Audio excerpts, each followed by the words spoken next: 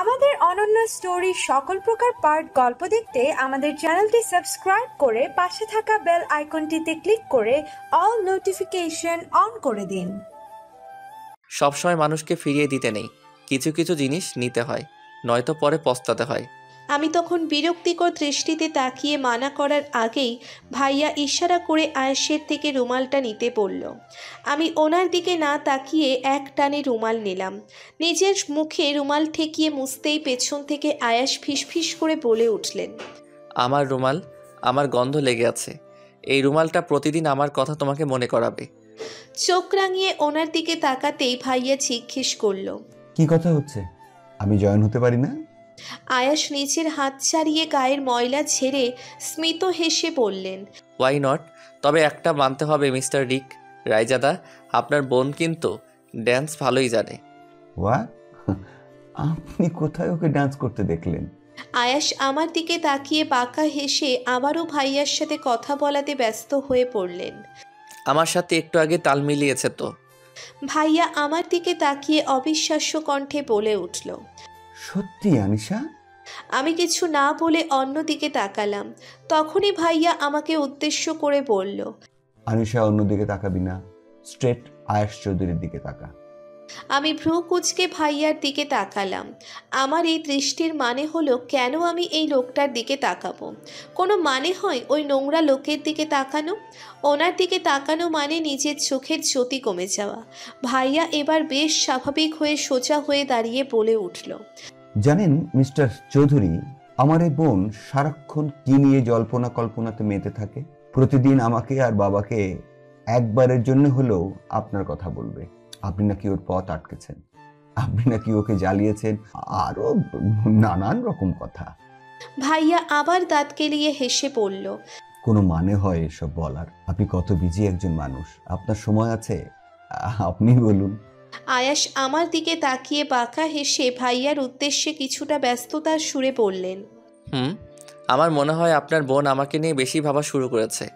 সেটা তো ব্যাপার নয়, আমাকে নিয়ে অনেক মেয়েই ভাবে, বাট সিরিয়াসলি আমি আপনার বোনকে কখনো দেখেছি বলে মনে হয় না। আমি বিস্ফোরিত চোখে আয়েশের দিকে তাকালাম। মানে আমাকে ভুল প্রমাণিত করার জন্য উঠে পড়ে লেগেছে লোকটা। ভাবা যায়, যদি পাল্টি খাওয়া শিখতে হয় তাহলে ওনার থেকে শিখতে হবে। গিরগিটি ওনাকে দেখতে নির্ঘাত সুইসাইড করে বসবে শুধুমাত্র ওনার রং পাল্টানো দেখে। কি ভয়ানক ব্যাপার! আমি রাগের চোটে ভাইয়ার হাত ধরে বলে উঠলাম, ভাইয়া আমার এখানে আর এক মুহূর্ত ভালো লাগছে না, আমি এক্ষুনি যাব বাড়ি। আরে আর কিছুক্ষণ তো থাক, একটু কথা। ভাইয়ার মুখের কথা থামিয়ে দিলাম। কড়া গলায় বলে উঠলাম, আমি এক্ষুনি যাবো মানে যাবই, কেউ আটকাতে পারবে না। কথাটা বলেই হাঁটতে নিলাম আমি। পেছন থেকে ভাইয়া আমার হাত টেনে উদ্ভট কণ্ঠে বলল, আচ্ছা আচ্ছা আচ্ছা, যাবো যাবো, আগে তুই ঠিকঠাক পরিষ্কার তো হয়ে নে। দেখ মাথায় এখনো ধুলো লেগে আছে, দেখ। আমি তৎক্ষণাৎ মাথার চুলে হাত দিয়ে হাত নিচে নামিয়ে দেখলাম সত্যিই মাথায় এখনো ময়লা লেগে আছে। এভাবে গেলে লোকজনেরা আমাকে পাগল ভেবে ফেলতে এক সেকেন্ডও সময় লাগবে না। ভাইয়াকে কিছু বলার আগেই কোথা থেকে যেন একটা মেয়ে এসে আয়েশের হাত চেপে ধরল। ব্যাপারটাই খুব অবাক হলাম সেটা নয়, আয়াস নামক এই নোংরা ব্যক্তিত্বের লোকটার থেকে এইসবই আশা করা যায়। তাই সেসবে পাত্তা না দিয়ে ভাইয়াকে শক্ত গলায় বললাম, আমি ওয়াশরুমে যাচ্ছি, তুমি এখানে দাঁড়াও, নয়তো বাইরে গিয়ে গাড়িতে বসো, আমি এক্ষুনি আসছি। কথাটা বলেই বাঁকা দৃষ্টিতে আয়াসের দিকে তাকালাম। আয়াস হেসে মেয়েটার দিকে তাকাতেই মেয়েটা কিছুটা ন্যাকামো সুরে বলে উঠল, তখন কোথায় চলে গেছিলে বলো তো? তোমাকে কত খুঁজলাম, পেলাম না, অ্যাট লাস্ট তোমার দেখা পেলাম। জেসিকা, আসলে আমি একটু বিজি ছিলাম এনাদের সাথে। আমাদের দেখিয়ে বলল। মেয়েটা আমাদের দিকে তাকিয়ে আমাকে ভালোভাবে দেখে চোখ মুখ চড়িয়ে বলে উঠল, এরা হু ইজ দ্য মিসি গার্ল আয়াস? আয়াস কিছু বলতে যাবে তার আগেই আমি তুম করে বলে বসলাম, I am Anisha Raizada and don't call me missy girl. ওপর থেকে কোনো ময়লাওয়ালা পর্দা তোমার উপর পড়লে তোমার ঠিক আমার মতোই অবস্থা হতো। তারপর ওর দিকে তাকিয়ে একটা জোরপূর্বক হাসি দিলাম। আমার কথায় আয়াস ঠোঁট কামড়ে হাসলেন। জেসিকা আমার কথায় খুব একটা খুশি হয়নি। বেজার হয়েছে বোঝাই যাচ্ছে। আমার কথা তার গায়ে লেগেছে সেটাও বুঝতে পারছি। অবশ্য গায়ে লাগানোর জন্যেই আমি এই কথা বলেছি। ও আয়াসের দিকে তাকিয়ে খানিকটা সরে গিয়ে আচমকা বলে উঠল, আয়াস, তোমারও দেখে একই অবস্থা। তোমরা দুজন কি ওই পর্দার নিচে পড়ে গিয়েছিলে? আয়াস মাথা নাড়াতেই মেয়েটা আবারও বলল, সো মেসি, চলো আয়াস, তোমাকে ফ্রেশ করিয়ে দেই। নো নিড, আমার হাত আছে তো জেসিকা, আমি একা গিয়ে ফ্রেশ হয়ে নিতে পারবো। কথাটা বলে হাত ছাড়িয়ে নিলেন আয়াস। আমি দম ফেলে পা বাড়ালাম ওয়াশরুমের উদ্দেশ্যে। কয়েক ধাপ হাঁটতেই পেছন থেকে বিদ্যুতের গতিতে এসে আয়াস আমার সামনে দাঁড়াতেই চমকে গেলাম। সামনে গিয়ে বাম দিকে সিঁড়ির কর্নারে ওয়াশরুম। কথাটা বলে আমার দিকে তাকিয়ে মন ভোলানো হাসি দেওয়ার চেষ্টা করলেন আয়াস। আমি কোনো রকম ভঙ্গিমা না করে বললাম, আপনার থেকে জানতে চাইনি ওয়াশরুম কোন দিকে, আমি অন্য কারো থেকে জেনে নিতে পারতাম। কথাটা বলেই ওনার কাঁধ ঘেঁষে দ্রুত ওয়াশরুমে চলে এলাম। এসে শক্তি দিয়ে দরজা বন্ধ করলাম। যখন থেকে পার্টিতে এসেছি একের পর এক অসহ্যকর মানুষটার সামনে দাঁড়াতে হচ্ছে আমায়। যতক্ষণ না এই ক্লাব থেকে বের হতে পারছি শান্তির শ্বাস ফেলতে পারবো না আমি। মিনিট পাঁচেক পর ওয়াশরুম থেকে বেরিয়ে বাইরে যাওয়ার জন্য হাঁটা দিলাম। আশেপাশে আয়াসকে না দেখে স্বস্তির শ্বাস ফেলে গুটি গুটি পায়ে বাইরে বেরিয়ে এলাম। ফাঁকা জায়গা পেরিয়ে পার্কিংয়ের দিকে যেতেই আয়াস সহ আর একজনের কণ্ঠস্বর শুনে আশেপাশে তাকালাম। দেখতে তো ভালোই লাগছে, এটা দেখতে হবে এর নিশানা কত ভালো করবে। চিন্তা করবেন না, খুব ভালো কাজ করবে। আর এখানে 6টা বুলেট ভেতরে ঢুকানো যাবে। বেশ মনোযোগ দিয়ে এতটুকুই কথা শুনতে পেলাম আমি। এখনও তাদের কথোপকথন হয়েই চলেছে। বেশ কৌতূহল নিয়ে গ্যারেজের দিকে এগিয়ে গেলাম, যেটা আছে ক্লাবের পেছন দিকে। ওই দিক থেকেই কথাগুলো ভেসে আসছে। আশেপাশে ছিছি পোকার শব্দ, সেই সাথে বেড়ে চলেছে ভয়। তবুও এগোচ্ছি। একটু একটু করে এগোতেই হালকা আলোর মাঝে আয়াসকে দেখতে পেলাম। তার সামনে একটা লোককে। লোকটার গায়ে চাদর মুড়ি দেওয়া, তাই মুখটা ভালোভাবে দেখতে পাচ্ছি না। লোকটা এক এক করে আয়েশের হাতে রিভলভার ধরে দিচ্ছেন। ঢোক গিললাম আমি। অতঃপর মনে হলো এটাই হতে পারে সবার সামনে আয়েশের আসল চেহারা দেখানোর প্রমাণ, বিশেষ করে ভাইয়া আর বাবার সামনে। দেরি না করে ছটফট করে ফোন বের করলাম। ভিডিও অপশন ক্লিক করতেই ওদের কথোপকথন সহ ওদের কর্মগুলো ভিডিও হতে থাকলো। আমার মুখে বিজয়ের হাসি, সেই হাসিতে লেগে রয়েছে হালকা ভয়। যদি লোকটা টের পেয়ে যায় তাহলে আমি শিওর আমার প্রাণ বের করে তবেই দম নেবেন। প্রায় 1 মিনিটের ভিডিও হতেই পায়ে মশার কামড়ে ক্ষতবিক্ষত হয়ে যাচ্ছি। পা ধীরে ধীরে নাড়িয়ে মশা তাড়ানোর চেষ্টা করতেই হঠাৎ পা পড়ল কোনো বোতলের ওপর। মরমর করে শব্দ হলো। সতর্ক হয়ে পড়লেন আয়াস সহ ওই লোকটা। কড়া নজরে আয়াসের দিকে তাকাতেই আড়াল হয়ে গেলাম। উনি চিৎকার করে বলে উঠলেন, কে কে ওখানে? ভয়ে হাত পা ঠান্ডা হয়ে এলো। কয়েক সেকেন্ড দাঁড়িয়ে থাকার পর চোখ মুখ খিচে দৌড় লাগালাম। এক দৌড়ে সোজা পার্কিংয়ে গাড়ির সামনে এসে দাঁড়িয়ে হাঁপাতে শুরু করলাম। ভাইয়া আমাকে এই অবস্থায় দেখে গাড়ির ভিতর থেকে মাথা বের করে খানিকটা চিন্তিত হয়ে বলল, ভেতর কিরে, কি হয়েছে? হাঁপাচ্ছিস কেন? না ভাইয়া, কিছু না, এমনি। তুমি চলো তো, বাড়ি যাব। তড়িঘড়ি করে গাড়ির ভিতরে উঠে বসলাম গুটিসুটি মেরে। ভাইয়া আমার দিকে তাকিয়েও যখন কিছু বুঝতে পারল না, গাড়ি স্টার্ট দিল। আমি সিটে মাথা লাগিয়ে চোখ বন্ধ করলাম। বাড়িতে এসেই দৌড়ে হুড়মুড়ি খেয়ে নিচের রুমে ঢুকে পড়লাম। আমার আচরণে কিছুটা অবাক হয়ে তাকিয়েছিল বাবা আর ভাইয়া, তাতে আমার যাই আসে না। রুমে ঢুকেই বেডে বসে ফোনের ভিডিওটা অন করলাম। এই বুলেটের এত স্পিড যে দূর থেকে শ্যুট করলেই একজনের বুক ঝাঁঝা করে দিতে পারবে স্যার। আয়েশ বুলেটের প্যাকেটে হাত বুলিয়ে সেটা তৎক্ষণাৎ খুলে সেটা রিভলভারে ঢুকিয়ে ভালোভাবে দেখে নিল। তারপর ব্যস্ত ভঙ্গিতে বলে উঠল, সত্যি বলছিস? হ্যাঁ স্যার, 1000% সত্যি বলছি। আয়েশ লোকটার কপালে রিভলভার ঠেকিয়ে কনফিডেন্সের সঙ্গে বলে উঠলেন, তাহলে দেখি কতটা স্পিড এই বুলেটের। তোকে দিয়ে শুরু করা যাক। এ আপনি কি করছেন স্যার? আমি আপনাকে রেগুলার এসব এনে দিই স্যার, আপনি আমাকে মারতে পারেন না। আয়াস হো হাঁ করে হেসে উঠলেন। রিভলভার লোকটার কপাল থেকে সরিয়ে রিভলভার ফু দিয়ে বললেন, এমনি এমনি আমি কাউকে মারি না তৌসিফ, চিন্তা করিস না, তুই আমার হাতে মরবি না। আমার নেক্সট টার্গেট তো অন্য। আয়েশের কথা শেষ হতে না হতেই ভিডিও স্টপ হয়ে গেল। ভিডিও সেখানেই শেষ। কালকে এই ভিডিও সরাসরি পুলিশের কাছেই যাবে, আর এই শুভ কাজটা করব আমি। এমন ক্রিমিনালকে এভাবে মাথা উঁচু করে বাঁচতে দেওয়ার কোনো মানেই হয় না। আমার চোখে এখনও সেই দিনের কাহিনী ভাসে। ভয় কেঁপে উঠি আমি। বিয়ের পাত্রকে কিভাবে মেরেছিলেন উনি? বিয়ের আগেই পাত্রকে মেরে বধূ বেশে বসে থাকা মেয়েটাকে অসহায় বানিয়ে দিয়েছিলেন। এমন লোকের কোনো অধিকার নেই এই সমাজে ঘুরে বেড়ানোর। নেই মানে একদমই নেই। পরের দিন সকালে ব্রেকফাস্ট করে ছটফট রেডি হয়ে নিলাম। গলায় কালো রঙের ওড়না পেঁচিয়ে হাতে চিকন বেল্টের ঘড়ি পরতে পরতে দৌড়ে নিচে রুমের বাইরে গেলাম। রুমের দরজা হালকা লাগিয়ে ধূপধাপ পা ফেলে সিঁড়ি দিয়ে নামতেই খেয়াল করলাম ভাইয়া অফিসে যাওয়ার জন্য রেডি হয়েছে। কারোর সাথে হেসে হেসে কথা বলছে। মনে হলো কোনো স্পেশাল কারোর সাথে কথা বলছে। দুষ্টু মনটাই একটা দুষ্টু বুদ্ধির চেপে বসলো। পা টিপে টিপে এগিয়ে গেলাম ভাইয়ার দিকে। পেছন থেকে চড়ে চিৎকার করলাম, ভাউ! ভাইয়া হকচকিয়ে উঠল। সাথে সাথে কান থেকে ফোন সরিয়ে আমার দিকে তাকাতেই ভাইয়ার ভীতু চেহারা দেখে খিলখিল করে হেসে দিলাম আমি। ভাইয়া চোখ গরম করে আবারও ফোনে মনোযোগ দিল। হ্যালো, সরি রোশন, আসলে জানোই তো বোনটা কত দুষ্টু, আমাকে একটু চমকিয়ে দিয়েছিল। আচ্ছা তাহলে তোমরা আজকে আসছো না, তাই তো? অপর পাশ থেকে কে কি বলল বুঝতে পারলাম না, তবে শোনার চেষ্টা করলাম, তবুও ব্যর্থ হলাম।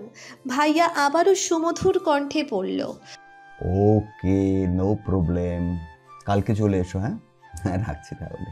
কথাটা বলে ফোন কেটে দিয়ে আমার দিকে তাকালো ভাইয়া। আমি মুখ গোমরা করে বললাম, এটা কি হলো? ভাইয়া, আমি ভাবলাম তুমি তোমার গার্লফ্রেন্ডের সাথে কথা বলছো, কিন্তু আমি ভুল ছিলাম, এটা তো ছেলে। আমার গার্লফ্রেন্ড থাকলে এতদিনে পুরো বান্দরবান শহর জেনে যেত। আচ্ছা তাহলে কে ছিল ওটা ভাইয়া? রোশন নাকি যেন নাম বললে? চেনা চেনা নাম লাগছে। ভাইয়া ফোন পকেটে ঢুকিয়ে হাত দিয়ে চুল ঠিক করে বলল, জানতে পারবি, সব জানতে পারবি। তুই কোথাও বেরোচ্ছিস? হ্যাঁ হচ্ছি তো। মায়ের সাথে না অনেক দিন দেখা হয় না, আজ দেখা করব। কাল তো হয়নি, তাই আজকে দেখা করব। আরও একটা কাজ আছে, আমাকে মেন্টাল হসপিটালে ছেড়ে দেবে প্লিজ? ফোনের দিকে তাকিয়ে বললাম। ভাইয়া মাথা নাড়িয়ে বলল, ঠিক আছে, চল। আমি ভাইয়ার গাল টেনে ভাইয়ার সাথে বেরিয়ে পড়লাম। গাড়িটা হসপিটাল থেকে অনেকটাই দূরে এসে দাঁড় করালো ভাইয়া। সামনে গাড়ি নিয়ে যাওয়ার পথ নেই, একেবারে সরু কাঁচা রাস্তা, বাকিটা হেঁটে যেতে হবে। আমি গাড়ি থেকে নেমে দরজা লাগিয়ে ভাইয়ার দিকে জিজ্ঞাসু দৃষ্টিতে তাকিয়ে বললাম, ভাইয়া তুমি যাবে না? না রে, আমার লেট হয়ে যাচ্ছে। ঘড়ির দিকে তাকিয়ে পড়ল, তুমি মায়ের সাথে দেখা কেন করতে চাও না বলো তো? আমার কথায় ভাইয়া খানিকটা থতমত খেয়ে গেল। আমতা আমতা করে বলল, আম, কই দেখা করতে আসি তো, ফ্রি টাইমে আসি। আচ্ছা তুই যা, তুই সাবধানে যা, আমি গেলাম। কথাটা বলে ভাইয়া গাড়ি স্টার্ট দিয়ে চলে গেল। আমি কিছুক্ষণ হতাশ হয়ে দাঁড়িয়ে রইলাম। ভাইয়া বা বাবা কেউই আমার সাথে কখনো মায়ের সাথে দেখা করতে আসেনি। তাদের কথা তারা ফ্রি টাইমে আসে। আস্তে আস্তে হাঁটতে শুরু করলাম। আজ যদি মা ঠিক থাকতো, জীবন অন্য রকম হতো।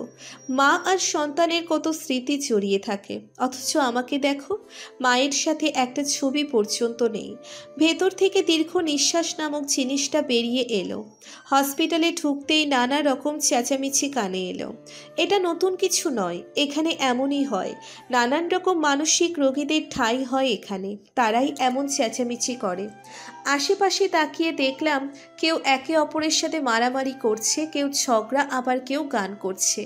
এর মাঝে আমার মাকে চোখে পড়ল না। সামনে এগোতেই ডক্টরকে দেখতে পেলাম আমি। ডক্টর ইয়াসমিন আমাকে দেখে হালকা হেসে আমার কাছে এগিয়ে এলেন। মিষ্টি কণ্ঠে বললেন, গুড মর্নিং। Good morning. নিশ্চয়ই মাকে দেখতে এসেছো। আমি মাথা নাড়ালাম। তখনই ডক্টর ইয়াসমিন বলে উঠলেন, আমার সাথে এসো। কথাটা বলে চলতে শুরু করলেন সাথে সাথে। আমিও চলতে লাগলাম। কিছু দূর যেতেই ডক্টর ইয়াসমিন ইশারা করে সামনে দেখতে বললেন। সামনে তাকাতেই আমার চোখ ছলছল করে উঠল। মা একটা টেডি বিয়ার নিয়ে বসে থেকে বিড়বিড় করছে। মায়ের কাছে এগিয়ে গিয়ে বসলাম। মা তখনও ব্যস্ত টেডি বিয়ার নিয়ে। দুর্বল গলায় বললাম, মা। মা আমার দিকে টলমল দৃষ্টিতে তাকালো। চোখ বড় বড় করে সরে গেল। হুড়মুড় করে বলে উঠল, আমি তোমার কেউ নই, আমি তোমার কেউ নই। কথাটা বলে দাঁড়িয়ে পড়ল মা। আমিও দাঁড়ালাম। টেডি বিয়ারকে ছুঁড়ে ফেলে নিচের চুল টানতে শুরু করলো মা। উত্তেজিত গলায় বলল, ষড়যন্ত্র, সবাই ষড়যন্ত্র করছে, গভীর ষড়যন্ত্র। ও মেয়ে সাবধানে, ওরা ষড়যন্ত্র করছে। আমি মাকে শান্ত করার চেষ্টা করলাম, পারলাম না। এটা প্রথমবার নয়, বারবার মায়ের কাছে এসেও হেসে দুইদণ্ড কথা বলেনি মা আমার সাথে। মা আস্তে আস্তে উত্তেজিত হয়ে পড়ল। ডক্টর ইয়াসমিন এগিয়ে এসে মাকে ধরল। মা লাগাতার বলে চলেছে, সবাই ষড়যন্ত্রের শিকার। আমরা চোখে যা দেখি তা সবসময় সত্যি না, সত্যি হয় না, হয় না, হয় না। প্রহর শেষের আলোয় রাঙা সেদিন চৈত্র মাস, তোমার চোখে দেখেছিলাম আমার সর্বনাশ। হতাশ হয়ে সরু রাস্তা দিয়ে হেঁটে যাচ্ছিলাম আমি। হঠাৎ থেমে যাই ছন্দ শুনে। কণ্ঠস্বরটা চেনা। হ্যাঁ, শুধু চেনা নয়, এটা সেই মানুষের কণ্ঠস্বর যাকে আমি আমার ঘৃণার তালিকাতে প্রথম লিস্টে রেখেছি। কিন্তু আয়াজ চৌধুরী এখানে কি করে? পেছন ফিরে তাকালাম। আমার সামনে বিদ্যুৎ বেগে হাজির হলেন লোকটা। তার অঙ্গি ভঙ্গি দেখতে শুরু করলাম ভ্রু কুঁচকে। সাদা জ্যাকেট, চোখে সানগ্লাস, চুলগুলো হালকা বাতাসে অবাধ্যের মতো উড়াউড়ি করছে। চৈত্র মাসে এমন হাওয়া বরাবরই বইতে থাকে। আমার সামনে 2 ধাপ এগিয়ে আসতেই আমি গম্ভীর গলায় বলে উঠলাম, আপনি? কি করব বলো? যেখানে তুমি সেখানে আমি, যেখানে তুমি, যেখানে আমি সেখানে তুমি। আমাদের কানেকশনটাই এমন। আয়াস মাথা হেলিয়ে পড়ল। ঘৃণার কানেকশন? এটা আমার দুর্ভাগ্য যে দিনটা শুরুই আপনার মুখ দেখে। কথাটা বলে সামনের দিকে ফিরে দ্রুত হাঁটতে শুরু করলাম আমি। পেছন থেকে দৌড়ে আমার পাশাপাশি হাঁটতে শুরু করলেন আয়াস। পকেটে হাত দিয়ে স্টাইলের সাথে বলে উঠলেন, ইউনো, তুমি একটা জিনিসই, অনেক মেয়েরা চায় তাদের সকাল আমার মতো একটা হ্যান্ডসাম স্মার্ট ছেলেদের দেখে শুরু হবে, বাট তুমি দেখি আমাকে দেখতেই নিজের ভাগ্যকে খারাপ মনে করা শুরু করে দাও। ঘাড় ঘুরিয়ে তাকালাম ওনার দিকে। শক্ত গলায় বললাম, কেউ নিজের প্রশংসা নিজে কখন করে জানেন? যখন কেউ তার প্রশংসা করে না। নিজেকে এতটা হ্যান্ডসাম আর সুন্দর ভাববেন না, কারণ ততটা আপনি নন। আয়াস আমার কথায় অদ্ভুতভাবে সম্মতি জানালেন। ঠোঁট উল্টিয়ে মাথা নাড়াতে থাকলেন উনি। অতঃপর নিজের বৃদ্ধ আঙ্গুল দিয়ে ঠোঁট বুলিয়ে আগের মতোই কনফিডেন্সের সঙ্গে বলে উঠলেন, তোমার কথা আমি মেনেই নিলাম নিশা পাখি। যতই হোক তুমি আমার হবু বউ, তোমার কথা না মেনে থাকা যায়? কিন্তু প্রশ্ন হলো, তুমি এই জায়গায় কি করছিলে? আরে বাহ, আপনার ভাবনা চিন্তা দেখে অনেকটা এগিয়েছে। তবে আপনার ভাবনা ভাবনা পর্যন্তই থাকবে, কখনো সত্যিতে রূপান্তর হবে না। বাট আপনি কে প্রশ্নটা করার? এই প্রশ্নটা তো আমার করা উচিত। আপনি এখানে কি করছিলেন? কথাগুলো বলতে বলতে মেইন রোডের সামনে এসে দাঁড়ালাম আমি। আশেপাশে গাড়ির খোঁজ করতেই উনি আমার সামনে এসে দাঁড়ালেন। আমি বিরক্তির সুরে বললাম, কি প্রবলেম আপনার? কাল তো খুব নাচেনার ভান করলেন আমাকে ভাইয়ার সামনে। আমাকে ভাইয়ার সামনে ভুল প্রমাণ করে ছাড়লেন। তাহলে আজকে কেন পিছু করছেন আমার? কি চান আপনি? তোমাকে? লোকের কথায় আমি কিছুক্ষণ স্তব্ধ হয়ে দাঁড়িয়ে থাকলাম। কিছুটা থতমত খেয়েছি বটে, তবে পুরোপুরি দমে গেলাম না। শ্বাস ফেলে ওনাকে ছেড়ে দিয়ে দূরে দাঁড়ালাম। উনি জোরে জোরে বলে উঠলেন, এই সংসারের নিত্য খেলায়, প্রতিদিনের প্রাণের মেলায়, বাটে ঘাটে হাজার লোকের হাস্য পরিহাস, মাঝখানে তোমার চোখে আমার সর্বনাশ। আমি কিছু একটা ভেবে বলে উঠলাম, সর্বনাশ তো হবেই, কিন্তু আমার চোখে নয়, আমার হাতে আপনার সর্বনাশ হবে মিস্টার আয়াস চৌধুরী। আয়াস কিছু না বুঝেই দ্রুত বলে উঠলেন, সর্বনাশ তো আমার অনেক আগেই হয়ে গেছে সুইটহার্ট। আরও সর্বনাশ করতে চাও? নো প্রবলেম, আমি রেডি। ভেবে দেখুন, পরে আবার দোষারোপ করবেন না, বলবেন না যে আপনাকে আমি সাবধান করিনি। আমার কথায় আয়েশের কপালে ভাঁজ পড়ে। কয়েক সেকেন্ড আমার দিকে সূক্ষ্ম নজরে তাকিয়ে থেকে আস্তে আস্তে আমার দিকে এগোতে শুরু করেন। ওনার কাছে আসাতে আমার অস্বস্তি লাগতে শুরু করে। আমি পিছিয়ে যেতে থাকি। ধীরে ধীরে রাস্তায় এসে পড়ি। আয়াস নরম গলায় বলে উঠলেন, তোমাকে আমি এত সহজে করব না সুইটহার্ট। তখনই দোষারোপ করব যখন তুমি আইনত আমার হবে। দোষারোপ করব, শাস্তিও দেব, কারণ তুমি তখন আমার থেকে পালাতে পারবে না। আয়াসের এই উদ্ভট কথার আগা মাথা খুঁজে পেলাম না আমি। কিছুটা ব্যস্ত হয়ে পড়লাম কথাগুলোর মানে খুঁজে বের করতে। হুট করে কথা থেকে একটা গাড়ির হর্ন পেয়ে চমকে উঠলাম আমি। হকচকিয়ে উঠতেই আয়েশ আমার হাত ধরে টেনে সাইডে নিয়ে আসলেন। আয়েশের দিকে তাকাতেই গাড়ির ড্রাইভার চিল্লিয়ে বলে উঠলেন,